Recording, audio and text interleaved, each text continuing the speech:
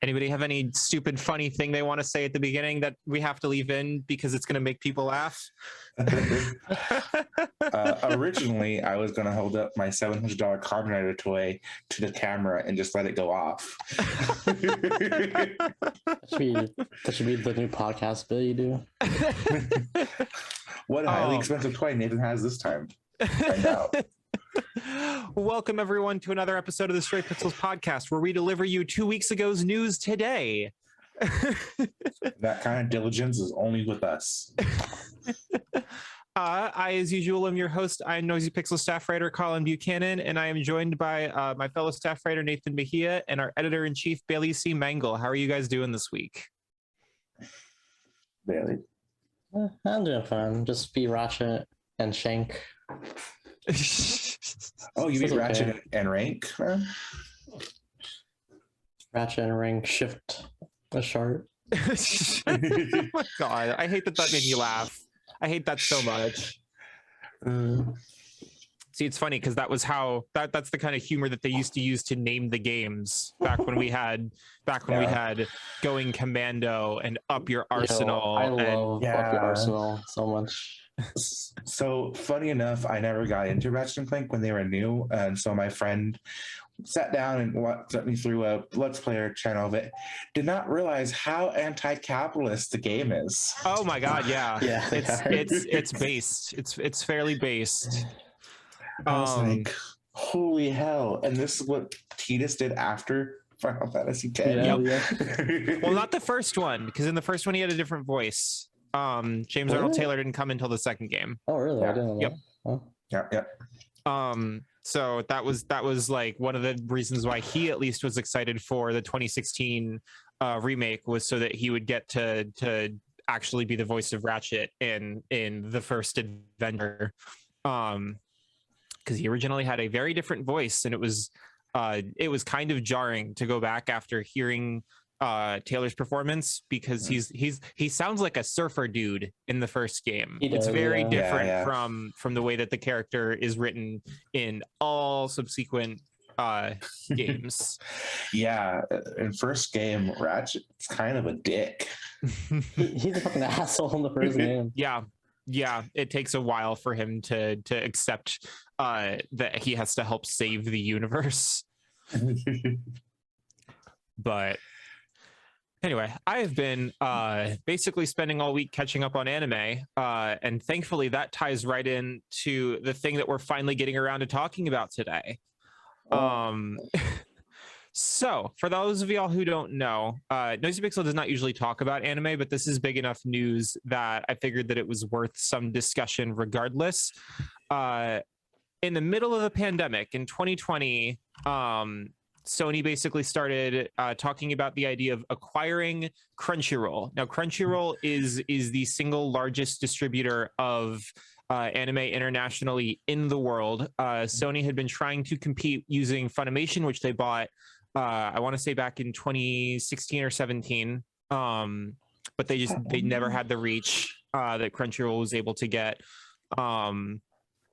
And as of March of this year, that acquisition was not only finalized for a little under $1.2 billion, but effectively Funimation has ceased to be. The app is still around. You can still go on the website and watch any of the content that was already there, and they're going to keep simulcasting the old shows that are continuing, so stuff like One Piece. But everything else is just going to be on Crunchyroll because it has been absorbed completely into Crunchyroll. So this was a massive shakeup that basically took the two biggest players in the anime industry that exist outside of Japan and smushed them together into the Animonopoly, as a lot of people have been calling it. So I want to know from both of you guys what your experience with Crunchyroll and or Funimation in the past has been. Yeah, they should have called it Crunchy Nation, man. Actually, yeah. All my anime files follow the Crunchy Nation. You know what to do. Yo, they could call their subs the Crunchies. That sounds too much like a Vor joke. A little bit. But isn't Crunchy Hime basically a war joke at this point? Oh my god. So I guess I'll go first, since I think the only other person who's watched more anime than me is probably Colin here. I started back in 2008, 2009, around in there. And the first anime I watched off Crunchyroll was I Couldn't Become a Hero, so I got a job instead. Oh, that's classic. And I remember watching on that. At that point, the player was kind of and I had to go through all the commercials, but I actually subbed to them after I finished the season. And I was like, you know what? This sounds like a good idea. I have the exact weirdly opposite thing with Funimation. Funimation's been around almost entirely from my anime viewing career because they took over Dragon Ball Z and all that stuff from beforehand, which was just like, you might have got the Ocean dub, you might have got the other dub of Dragon Ball Z. So they took it all over, and I vehemently remember not liking Funimation. I still don't really like Funimation. I think they're very anti-fan in a weird way, and they create this big clique where if you're not part of the the Funimation team, you're not going to get anything from them. Like the biggest thing was the Danganronpa anime. I remember them creating that and not using any of the game voice actors except for the couple that happened to be part of the Funimation team. And I just never liked them because of that. Which is kind of interesting because like they've kind of done some about facing on that for the most notable instance is the Fruits Basket remake dub, where they brought in everyone that had been in the original dub from 2001, including a lot of people who command a lot more money now, like Laura Bailey, or people that just haven't really done voice acting in a very long time. So that was pretty impressive of them. But Bailey, how about you? Like back when I watched anime, because I don't really watch it too often now. I used to just frequent these like really like sketchy websites. And I used Crunchyroll back when I had the Flash player, I think it was, and I was like, I'm never going to use this again. Yeah. But I'm glad to hear that it got a lot better, because I think it's important to have one kind of like centralized avenue for the most part that people could rely on, you know?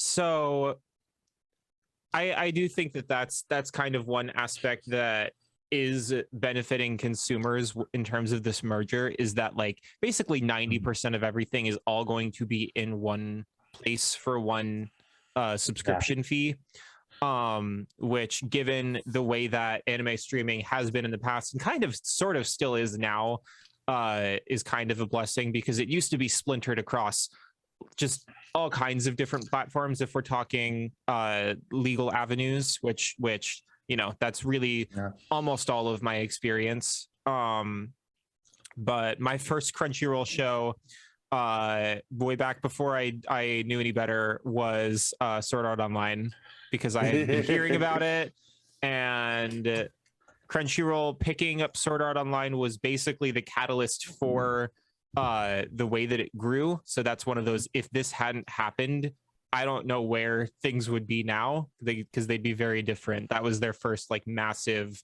right place, right time simulcast that got a lot of people on board to begin with. But a quick history of the way that all these platforms have intermingled together. So Crunchyroll was started in 2006 by a bunch of college students, basically as primarily a fan sub site. So very illegal at this point, but there weren't really any other options in terms of like actually streaming anime content, especially recent anime content, without doing it illegally. 2008, they get a big venture capital investment to start securing legal streaming licenses for stuff. And then in 2009, very beginning of 2009, they commit to removing all of the illegal streaming from their platform and being totally legit going forward. And then in 2013 was when they were acquired by the Chernin Group, and then the Chernin Group was acquired by AT&T, and they started basically a bunch of companies that went in between these two, including Elation and Otter Media, basically all of which I think are now owned by Sony as well, because really the only value that they had was these are Crunchyroll parent companies.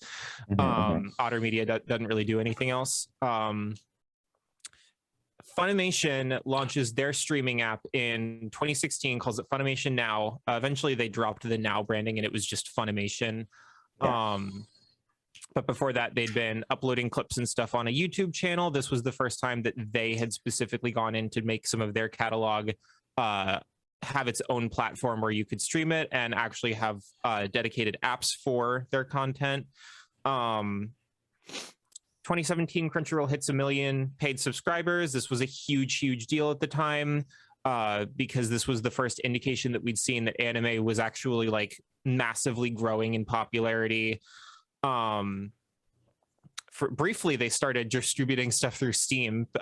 So if y'all don't know this weird little tidbit, Steam actually briefly carried video content, including movies and stuff. No one's really sure why they did this. It was extremely unpopular and nobody bought any of it. 2018, Crunchyroll starts expanding into original content. This is when they announced High Guardian Spice, and the internet was set absolutely rabid by this news, because this came at a time when I'm going to be generous and just say anti-SJW content was really popular, and this was seen as like, oh, it's another woke Steven Universe ripoff or some such nonsense. Crunchyroll then buried the show until 2021, even though it was finished 2 whole years before that. And then finally, they were acquired by Sony starting in 2020. Apart from Crunchyroll, you have Sentai as the other major player that used to license their anime through Crunchyroll until Amazon walks up and basically gives them a big dump truck of money to exclusively license shows through their brand new premium streaming service, which was called Anime Strike. Anime Strike was extremely controversial at the time because it was a paid anime service that you had to subscribe to Amazon Prime in order to pay for it to begin with. So it was double paywalled, and every show that was on it was exclusive. This was super controversial at the time, and nowadays basically all of this has migrated to either regular Prime Video, so you can watch all of the content with just your Prime sub, or the streaming service that Sentai eventually developed themselves, which is called High Dive, because Anime Strike failed, I want to say, before even a full year had passed. And they started moving stuff to High Dive because it was still, I guess, more profitable than co-licensing it to Crunchyroll. But Sentai, really notably, even though they're much smaller, and they've always been much smaller than Crunchyroll, actually introduced at least one key feature that became an enormous competitive edge for them. Anime Strike was the first anime streaming platform to allow offline downloading. And this really quickly became a hot topic that essentially forced Crunchyroll through Verve at the time and Funimation to start hastily developing this feature for themselves, because it looked really embarrassing that they didn't have it, and Netflix had it for several years at that point. And then High Dive, to this day, still actually has a feature that no other anime streaming platform has except for Netflix, which is user profiles. So having separate watch queues and separate recommendation feeds. Yeah, this is something that I really wish everybody else would get behind. How does that not? Yeah. Is that not like a thing? I don't know, because I remember like way back in I want to say 2019, Crunchyroll was sending out surveys to the paying subscribers that were like, hey, here's a priority list, which of these features do you want to be a high priority for you? And user profiles were like, I'm sure, one of the top things on that list, because it was one of them, and I ranked it right below offline downloads, which I'm sure a lot of other people did. One of the other things on there was a chat room. No thank you. No thank you. No thank you. No, yeah, ew. And then in the last couple of years, we've seen basically an independent streaming service rise up called Retro Crush, that basically are trying to, rather than get simulcasts and compete with Crunchyroll and High Dive, are trying to basically secure older licenses that have lapsed in the times since they originally came out, or stuff from the 70s, 80s, 90s, early 2000s that was never licensed in the first place. If you guys are just now hearing about Retro Crush for the first time, please go give them a sub. They are doing God's work. Yes. And for all those people that are like me, they have motherfucking Ronin Warriors. They also have Samurai Pizza Cats. They have Samurai Pizza Cats? Yes, they do. Well, shit, I gotta go get that sub now then. So, kind of the big deal that everybody's making out of the merger as it is now is that High Dive and Retro Crush have a much, much smaller reach than Crunchyroll does as it stands now. So now you have really the two largest players in anime outside of Japan being Crunchyroll and Netflix. And we've kind of heard some unethical stuff about both of them. Crunchyroll for years has had issues with paying its translators and its subtitlers, and that really sucks. And Netflix for a while was kind of playing hero by shoving a lot of money into the anime industry in exchange for them creating Netflix exclusives. But now it's seeming like that really didn't do anything to improve conditions for the average anime creator. Because unfortunately, the way that production committees work, a lot of that money is just taken by the people who are at the top. Welcome to capitalism. That's just how money works. Yeah. So did either of you guys have like a take for what this merger might mean when you first heard about it? Yeah, my initial take was, oh Christ, anime is just going to go up in price now, especially since Funimation was the major physical distributor here. So they're pretty much going to have a monopoly over what they can dump over here. I think Viz still does physical media over here, but like, so in terms of physical media, I believe that they're going to slowly start working towards releasing stuff under the Crunchyroll brand, which Crunchyroll has released physical media before. They started with the first physical media they actually released was the official Blu-ray release of 5 centimeters per second, which is the movie that made Makoto Shinkai famous. But I think that they're going to move towards releasing stuff under Crunchyroll, but there's also, just the inevitability of physical releases petering out as it becomes less and less viable and profitable to make them.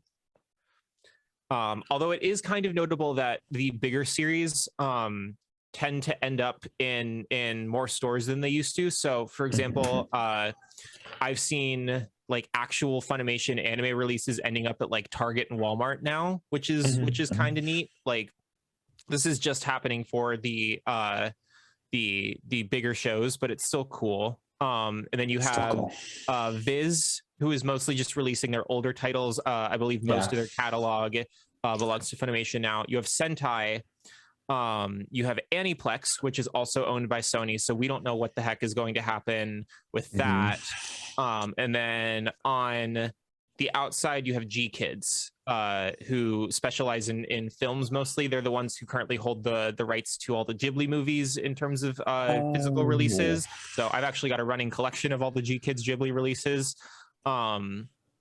And they have, they release them with the original dubs, which is kind of neat because a lot of these movies were like dubbed with like famous actors by Disney. So all of that is still intact. But they release a lot more than Ghibli. They also released Promare from Trigger a couple years ago was the first one that I got from them. They've got a lot of Satoshi Kon films out. I have their release of Perfect Blue. So they're good people. Go support them. Yeah, sounds like it. So we do at least have at least a broad range of physical distribution until the money runs out, basically. Yeah. Basically. What about you, Bailey? Any hot takes? I'm kind of surprised they still do physical releases, honestly. Like I thought that would have petered out by now. Yeah, it's one of those things where there's still a dedicated enough base of collectors. Somebody's got background noise going. Discord. Can you actually hear my fucking Amazon Echo glasses right now? Yes. Wait, what? You're hearing my glasses because Discord's blowing up. I don't know why Discord is. Nate's gonna go without glasses for the rest of the podcast. You're just gonna get me without glasses for the rest of the podcast. Oh, I just turned them off. Turn off I don't know what's going on. All the Discord notifications from our new community Discord. Go join that. Yeah, we have to leave this in now because otherwise we're gonna have a jump cut and Nate's just gonna be glassesless. Yeah, so we have to leave this in now. There's still a pretty decently sized platform of people who just love collecting physical releases of anime, especially since that's still a huge thing in Japan because streaming is just not as big in Japan as it is here, and that is still like one of the primary ways that anime makes its money back in Japan because if you guys didn't know this, most of the anime that we watch is really just like shown basically in the middle of the night in Japan, and it's just an advertisement for the Blu-ray releases, which are where the show makes its money back. Usually if they have commercials, they're just going to be for other anime, so they're not making any money on that. It's only the stuff that's mostly targeted towards families and children. So stuff like the Dragon Quest anime, stuff like One Piece, stuff like Pretty Cure that actually gets shown like in prime time or in the morning with commercial breaks. That they're actually making money off of. So for now, that's still enough of a necessity that I don't think it's going to stop anytime soon. But I do think it will eventually peter out. Although right now Crunchyroll doesn't know what to do with the digital copies of stuff that people bought through Funimation's service, so we'll have to see. We'll have to see what ends up happening with digital ownership in the near future. And then the good news is that Crunchyroll has, at least as of now, not raised their prices. Asterisk. So Crunchyroll has had the same tiers in place for a while now. Their base sub is $8 a month. And it gets you basically everything on the platform. It doesn't give you offline viewing, but almost everything else is available to you. But as of this season that started 2 weeks ago, they're basically no longer adding simulcasts to the free with ads tier. So what they're doing now is every season they're going to pick a selection of what they think are going to be the most popular shows. So this season, I believe the top billed one is Spy X Family. They're going to, as the show airs, make the first 3 episodes available to free users as like a taster. But then everything else is going to be paid only. This was the thing that really started a shitstorm. A lot of people were immediately like, all right, time for piracy to make a huge comeback. Yeah. Which I don't really agree with. And I think that something that a lot of people aren't quite getting out of this situation is a twofold issue. The first thing is a lot of people were sad that Sony bought Crunchyroll, but if Sony had not bought Crunchyroll, I don't know if it would exist for much longer because AT&T was really looking to sell. Even though Crunchyroll is profitable, it's not profitable enough, and they are bleeding money. I believe AT&T has the record for the corporation in the most debt in the United States. Oh yeah. It's terrible. So there's that, and then with Sony, they have to make back that $1.2 billion. They really have to. And a lot has been made of like, oh, well, there goes the 100 million free users worth of ad money. They're not making any money on those ads. I'm fairly certain that it takes like somewhere in the realm of at least 10,000 free users to earn them as much revenue as one paid subscriber. Yeah. And not only that, is how many of those free users are using ad blocker. Yeah. So my hot take, like if you are someone that genuinely cannot afford to pay the $8 a month, do what you need to. I'm not going to rain on your parade. People need entertainment, even people that don't have, the means to pay for it. If you do have the means to pay for it, please go do it. Because I think that a lot of the uproar about this is kind of a holdover from back when piracy and fan subbing was the dominant way that we experienced anime. And a lot of people just got really used to not paying for their anime. Yeah. And we have, it's shitty the way that Crunchyroll and Funimation treat their employees, but we have numbers about how much money they have poured into the animation industry in Japan.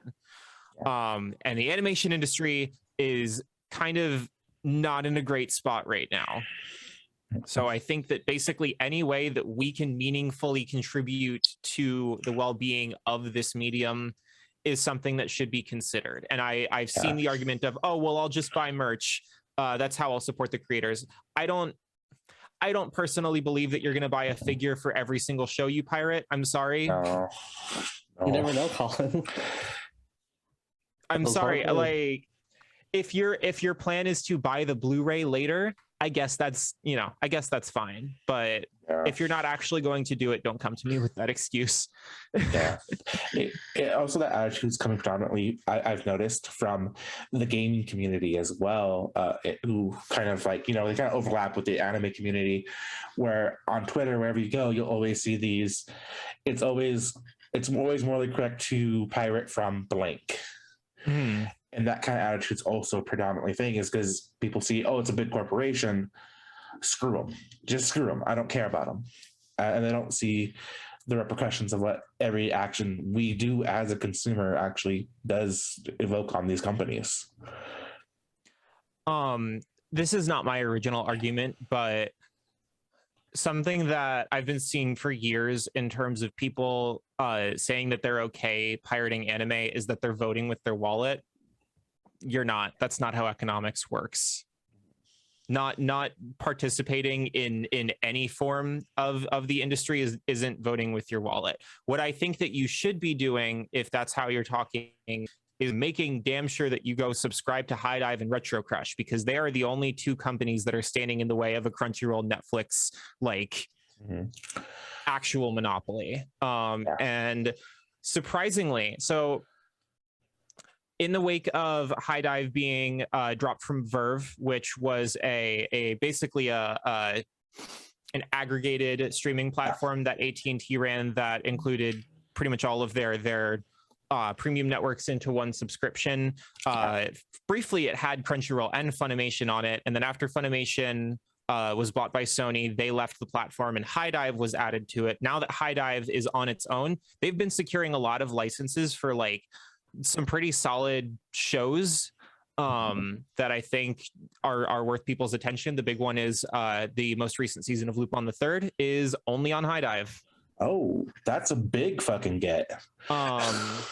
And I think that shows that they are aware of the enthusiast crowd that exists, because Lupin is not very popular in the United States. God knows why. But it's always anime of the year material, and the people that know that.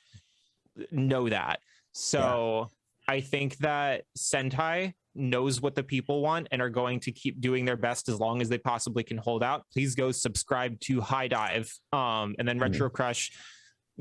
Anybody that's trying real hard to archive,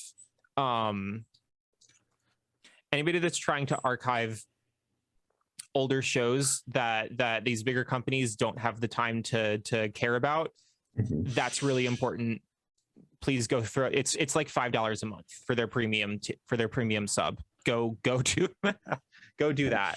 And I think that the monetary value is a pretty solid argument too. Because Crunchyroll's, like I said, still only $8 a month, and you get 1,500 some shows for that. Yeah, that's insane. No, it is insane. And now that you're getting all of Funimation's back catalog, it's no contest. $8, go do that. So, I'm aware that these companies have some unethical business practices. unfortunately, the way that capitalism works, unsubscribing from Crunchyroll or refusing to support, such and such company isn't really going to do anything unless you unsubscribe from Crunchyroll and then go, subscribe to High Dive with 100 different accounts. Like that is the money game that we are playing. And it's really frustrating to have to give money to companies that aren't doing what you want them to do, but the situation will not improve if Crunchyroll goes out of business because Sony decides that they need to cut their losses on it,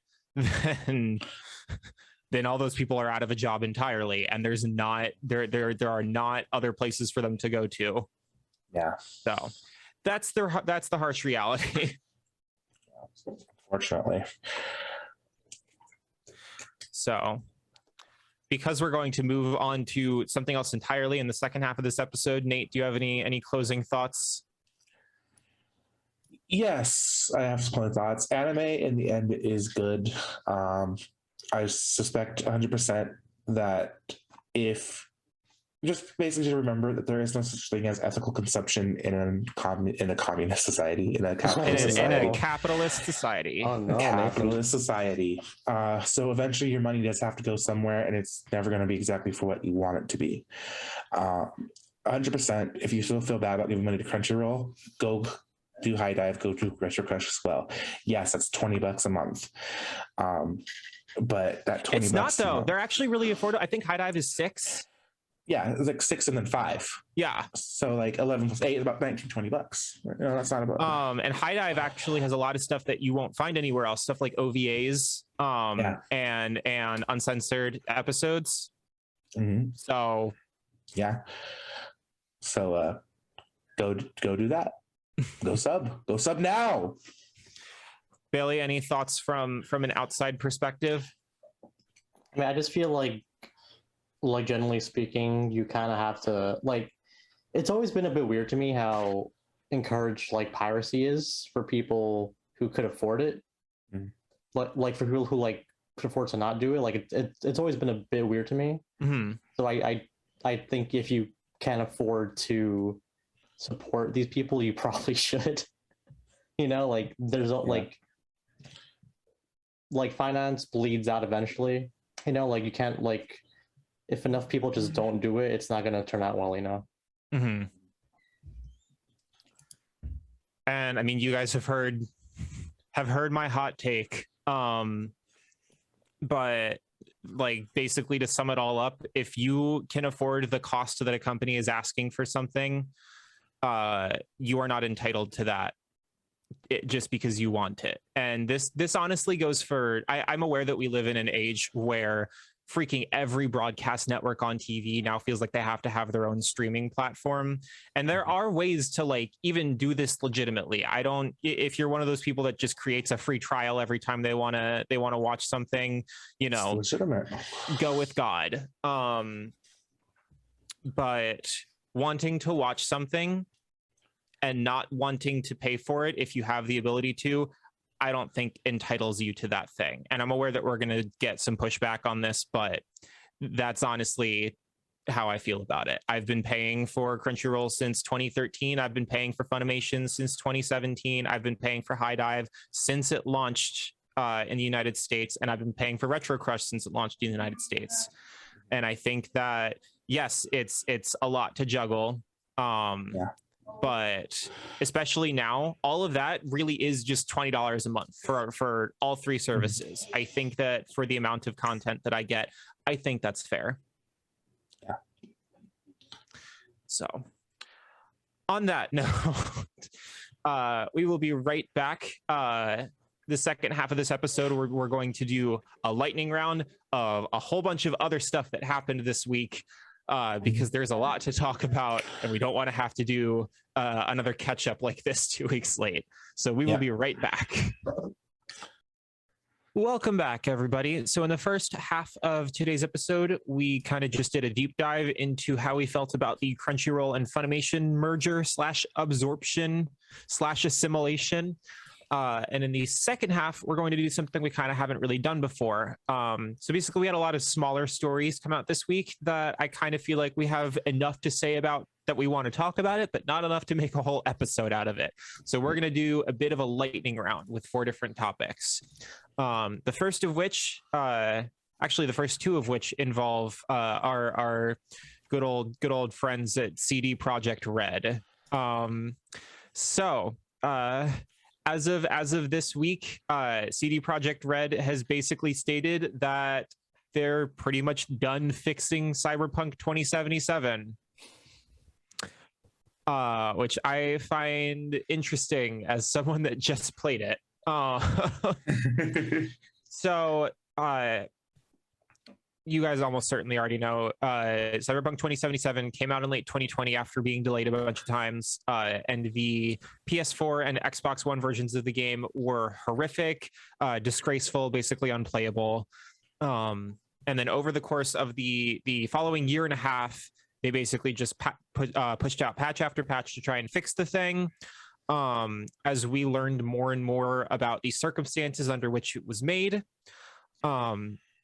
So basically, a lot of the developers thought that the game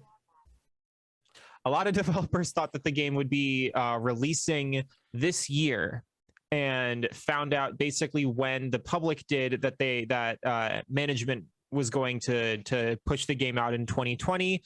And if it was this unfinished in October 2020, I can only imagine how bad it must have been when that first release date hit. Mm-hmm. But they've been slowly pushing out new content and patches for it, and that all seemingly culminated with the launch of the current gen PS5 and Xbox Series X versions with patch 1.5 that added a ton of new vehicles, new apartments, overhauled the perk system, and basically tightened a lot of stuff up. But the thing about the game is that it's still kind of noticeably lacking in a lot of areas where you can kind of tell that they thought that they'd have more time to work on it, and they had to hastily cauterize some open wounds in order to get it quote unquote ready for release. Stuff that I pointed out was like, even now the game is still really hilariously buggy. I had the game hard crash on me twice in my time playing it on PS5. The love interests are still kind of scattered. You'll only meet 2 of them if you just do the main story, and there are 4. And both of them are the female ones.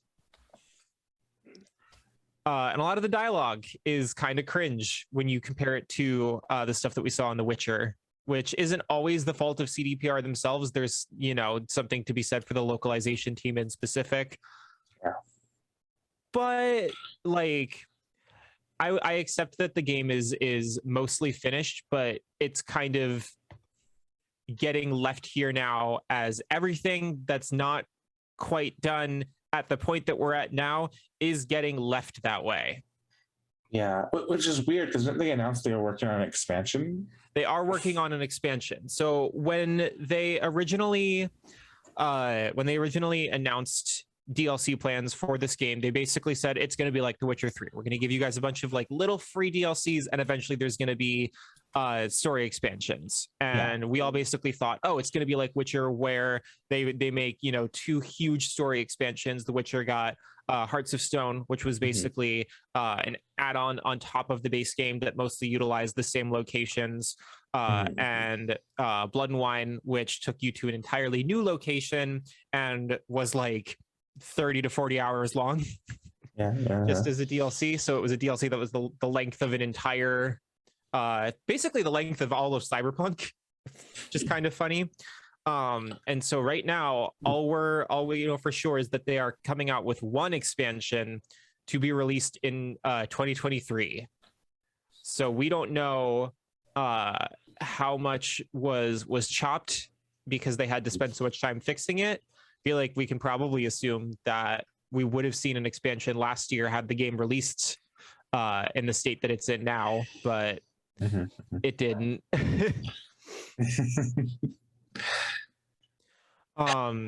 So I know that I have more experience with this particular game than you guys do, but like, what are your thoughts on?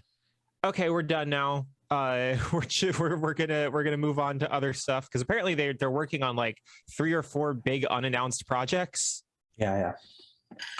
I'll give the kind of utilitarian and the thing because I do have actually a good enough experience with Cyberpunk. Mhm. I played it on PC and on the PS4 version because at that point my little brother brought me the PS4 version. I was like, you know what? I gotta see how bad it is.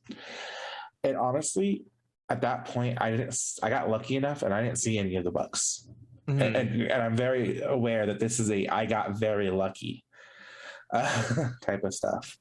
But on a software development side of things, this is 100% foreseeable. They were going to get it to where it was what's called MVP, minimum viable product, Mhm.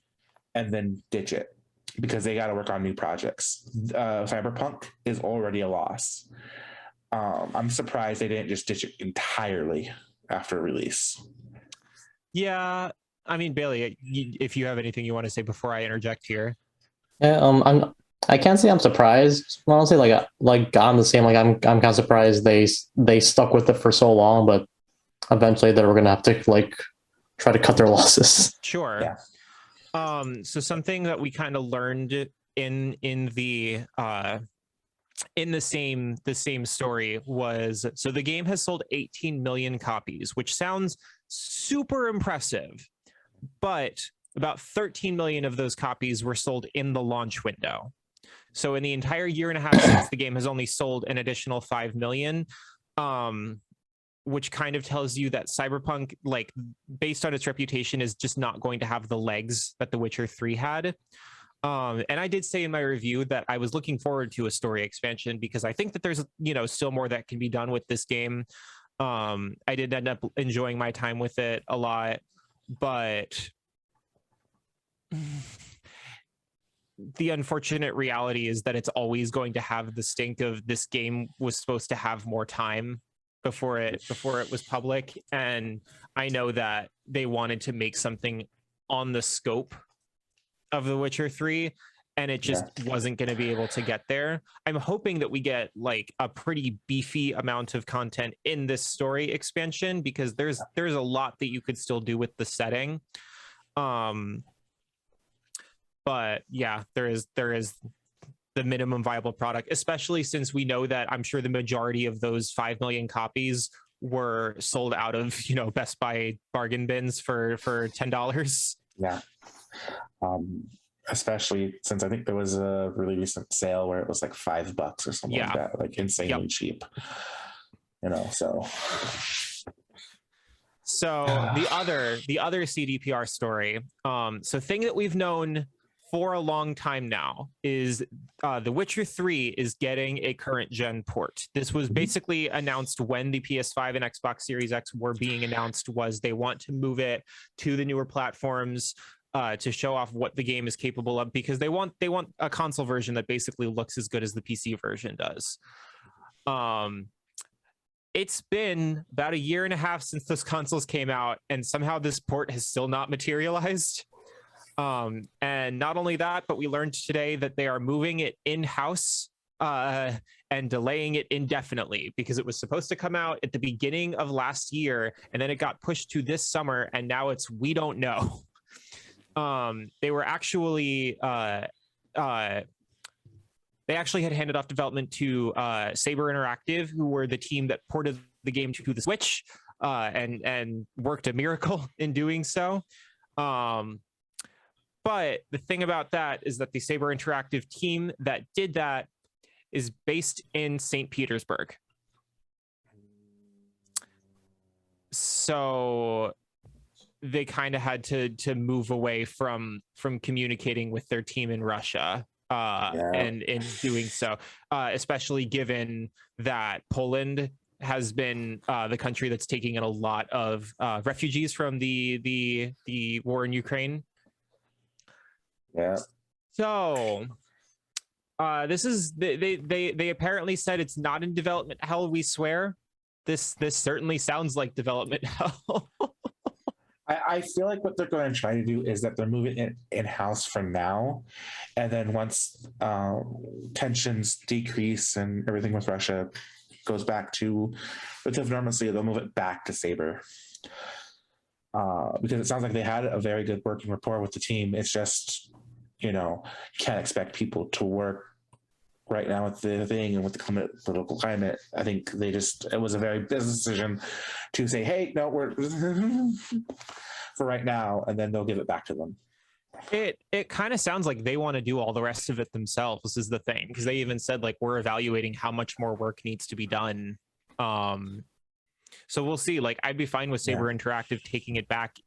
We're all hoping that this conflict de-escalates as soon as possible. But I think we've been hoping that for over a month now. Yeah. So we don't know. And I kind of feel like they're going to have to take the football to the end zone themselves on this one. They might have to. This is another thing where like they've already created an MVP that sold tens of millions of copies. I don't think they're going to sell a lot more copies of The Witcher 3 off of the back of this port. So I'm kind of wondering how much effort is going to go into this port based on that, because they had something to prove with the Cyberpunk one, but with this one, like I can't imagine what the heck is happening.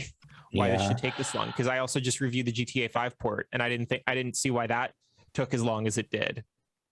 Yeah, especially since like all it would be taking is maybe some optimization and then upscaling some stuff. Like in theory, it'd be fine because they would just be holding off everything like that, unless they want to do something crazy and add more game to the game to up a value. Bailey, do you have any thoughts? They're not going to do that. They're going to add more content. Hey, man. I don't see them. So if I see them adding anything, they've already, I believe, added some minor cosmetic items to tie into the Netflix show. I think they might like give a couple more of those. But I don't see like any more big content updates because we already know that The Witcher 4 is in development. God knows when we'll see it, but we know that they're making it.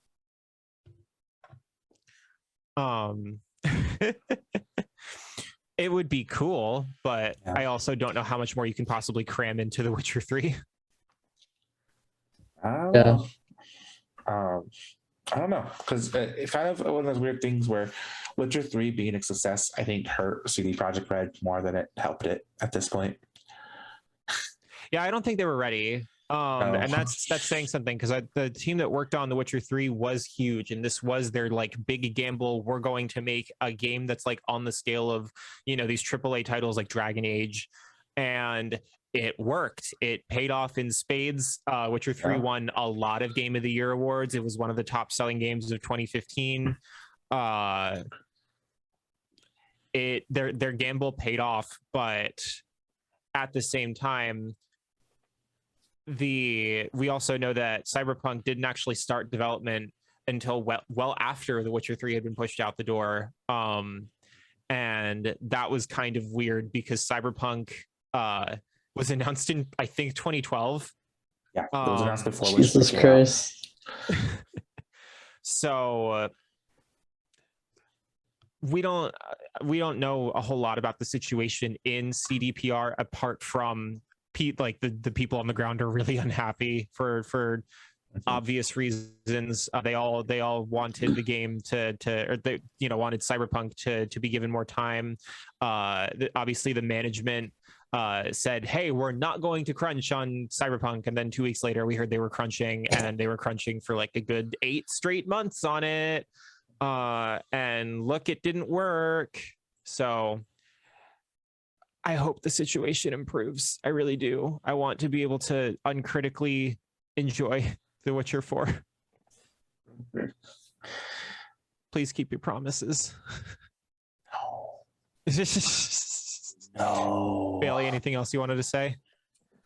I just don't think they're gonna ideally they would learn from this, but I just don't think it's in their like fucking blood at this point. We will have to see. Yeah, we'll have to see. So, story number 3. This week, this is not the first time they have done so, but it is by far the largest amount. Sony invests $1 billion into Epic Games. This, of course, comes right on the heels of their big, huge Unreal Engine 5 presentation. So it seems like Sony's trying really hard to. They're certainly not going to buy Epic Games. Let's make that clear. I think Tencent will buy Epic before Sony gets a chance to. But they really want to make inroads in terms of like, hey, if a game is running on Unreal 5, we want it to look really good on the PS5. And this is important. This is the third time in I think as many years, but it kind of goes back to Unreal Engine having a reputation for running like crap on the PS3 because it did not play nice with the cell processor. And so any game that ran on it, the PS3 version was the worst version. And this includes stuff like the Dragon Age games were just awful experiences on PS3 that notably were much more irritating and frustrating and buggy than their Xbox 360 counterparts. So they want the opposite of that to be happening here. While Microsoft is buying up Bethesda's and Activision's, Sony's like, hey, Epic, you know, this really popular engine that you're making super available to all people, we want that to look real nice on our platform in specific. Yeah. So what was Bailey? I want to hear from you first. What was your reaction? Kingdom Hearts 4, man, it's gonna look great. It's gonna look great. It was really close, wasn't it? Yeah, it was.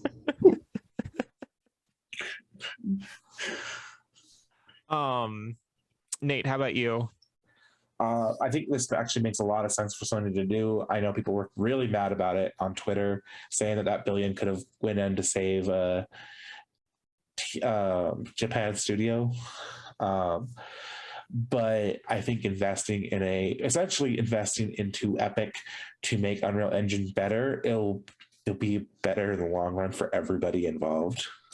So the unfortunate side of this entire thing is one singular word that was used during the announcement, because their investment was, and I quote, to further the development of new digital fan experiences and the metaverse.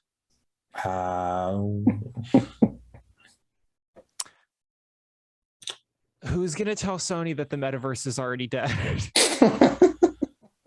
I mean, no, it's okay. They can just revive Second Life, and everything. Second Life never went away. It's still there. You can download it right now.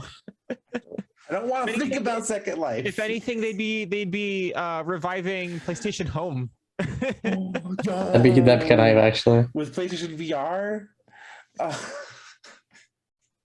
to see your own home now.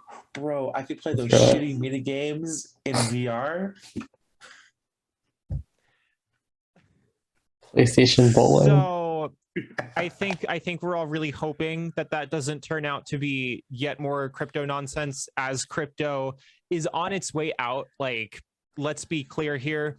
The crypto market is and has been crashing for several months now, to the point where the GPU shortage is basically over now.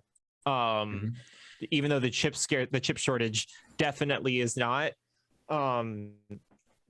So please put this money towards good to good use, and don't, program a bunch of NFT AI bots with this crap that nobody wants. Because the last thing that I want to see is not only people getting grifted out of their money, but Sony losing $1 billion because they tried to invest in a scam that is already failing very miserably. I mean, it would make sense. Get in while the iron is cold and in the tundra.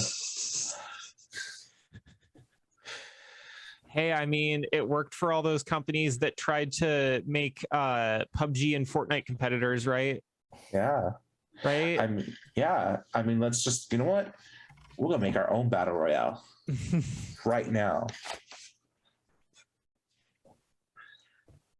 I don't think that we're going to see any exclusivity here for any games made by Epic. Oh, no. Partly because Epic's not really making very many games. The game that the obviously they're most known for Fortnite now, but even the series that that really built them up, Gears of War, is now being developed by the Coalition, who are owned by Microsoft. So we're not going to see Gears on PlayStation. It just concerns me that we're just going to end up seeing more big pushes and more money just wasted on stupid Web3 projects. Please don't do it. Please don't do it. Web3 is a grift, and it's already dying.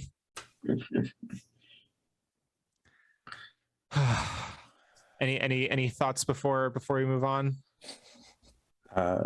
Just if they're gonna make NFT, make it sexy and make it cool. Sex. Billy, how about you? Make it the Crunchyroll girl. Oh no. Oh no. And we move from that piece of potential depression into our final story, which is storied developer Vicarious Visions is no more. The company has been absorbed into Blizzard. Yep. Oh.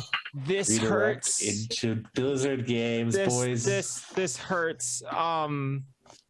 Because Vicarious is a company that kind of goes back to all of our childhoods, and even pretty recently, they literally saved the Tony Hawk Pro Skater franchise with Pro Skater 1 and 2, and it apparently wasn't enough. Who the heck knows what they're even being asked to work on Call of Duty at Blizzard,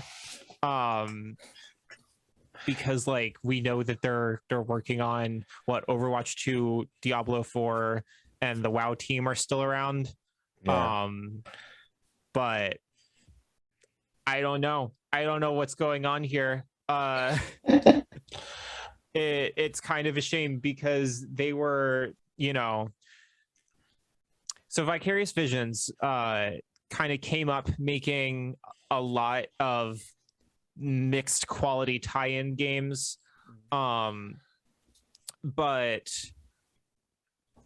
were the ones that ended up hitting it really huge by being developers on the Skylanders games. They were mostly doing the ports and stuff.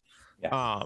But they've kind of just been a farm for other companies' work basically for a while. They're a work for hire group. Yeah. Until they came back and were lead developers on the Crash Insane trilogy, Tony Hawk Pro Skater 1 and 2, and Diablo 2 Resurrected, and it wasn't enough. But at least they're not making Call of Duty. Nate, what do you think about everything? I mean, it's happened with Toys for Bob too. I mean, Toys for Bob was coming up. They had done the Spyro Reignited trilogy, and they were going to come through, and they just got relegated to support for other subtitles for Blizzard, Activision Blizzard. Activision. So I think Vicarious Visions.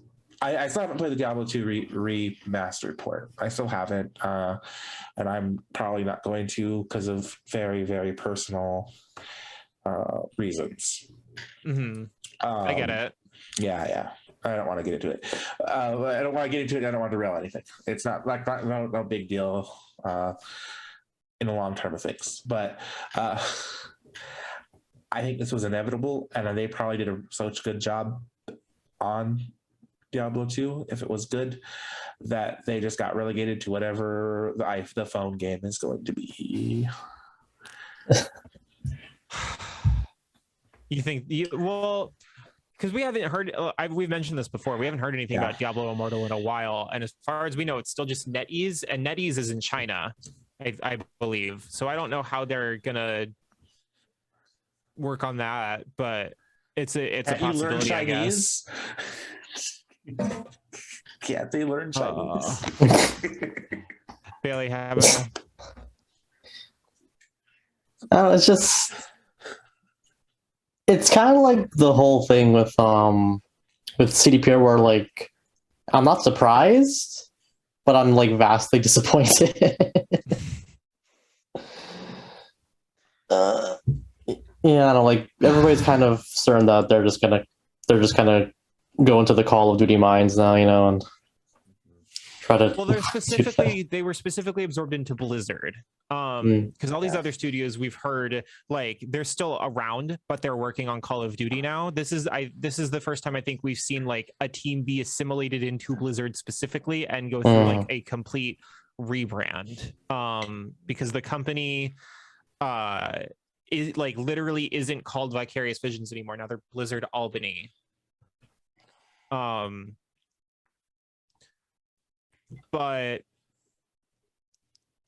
I mean, it is still kind of the same deal where we don't know what they're working on, but presumably it's going to be an established Blizzard franchise of some kind.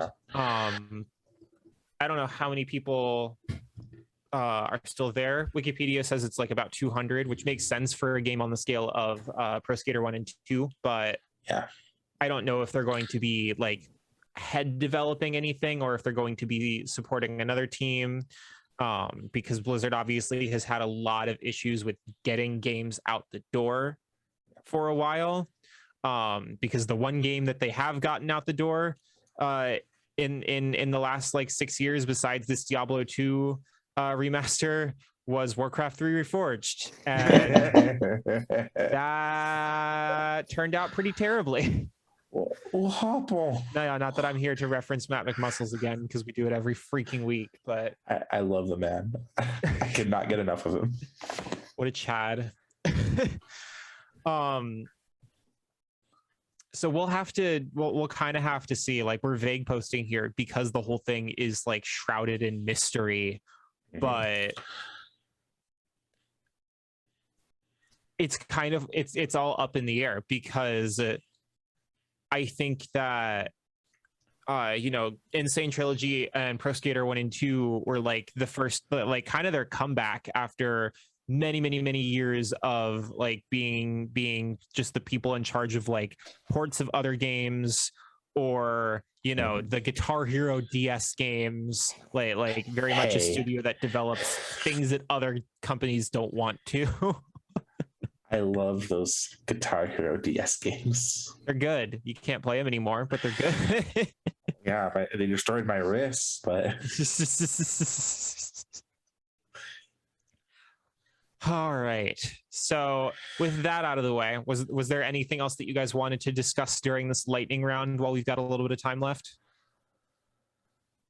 I'll just say this, man, how depressing it is that I remember back in my childhood being in love with Blizzard, and now when you say the name Blizzard, nothing comes up but this face and a vitriol. He's sneering as much as he can muster for the people that are listening. Yeah, I'm pulling my best Billy Idol here. I think we will eventually do a Blizzard episode once something happens that makes that relevant, and kind of go in on, because we kind of missed it, but the lawsuit with the state of California was settled for $18 million, but we kind of missed the news. But there's a lot to talk about in terms of bridges burned, ironically. Yeah. Bailey, anything else you wanted to discuss before we head out? I mean, like, there's always a chance that Vicarious is going to be doing what they've always done, like these past few years. But we'll have to just wait and see what they do. Yeah. Yeah, because like them being absorbed into Blizzard specifically kind of makes me wonder, because you don't see Blizzard teams working on like established Blizzard titles. But who knows? Maybe they'll make Starcraft Ghost. Who knows? God. Did I just unlock a memory for you? Jesus Christ, what a fucking stark comparison to how they used to be. We're not gonna release Ghost because it doesn't fucking meet up to our standards. But here's Warcraft 3 Reforged. Try that one out. Put that one in your spliff. Tell me how it makes you feel. Oh boy. And on that note, before I do my outro, as has been mentioned, we have a Noisy Pixel community Discord server now. We're going to leave the link in the description. We're there all the time. Azario's been there more often than he's been in our actual work server. Just basking in the glory of all of his adoring fans, evidently. I was real worried when Junk Zario appeared last night, by the way. Oh yeah, same. I was pretty scared. So come join us. It's fun. It's entertaining. We talk about all kinds of stuff, and it's a good time. And on that note, thank you guys for watching / listening to another episode of the Stray Pixels podcast. We post every Tuesday on your podcast app of choice and on the Noisy Pixel YouTube channel. What do you guys think of the Crunchyroll Funimation merger? Do you have any sauce to throw back at us on our hot spicy takes? Because I'm sure we all know that's coming. Yeah. Let us know in the comments on YouTube. If there's anything you'd like us to talk about on a future episode, you can leave a comment or talk to us on Twitter. You can find me, Colin, at the Arcane Ranger, and Nate at less than Nathan, and the site itself at Noisy Pixel News. The Stray Pixels podcast is brought to you by NoisyPixel.net.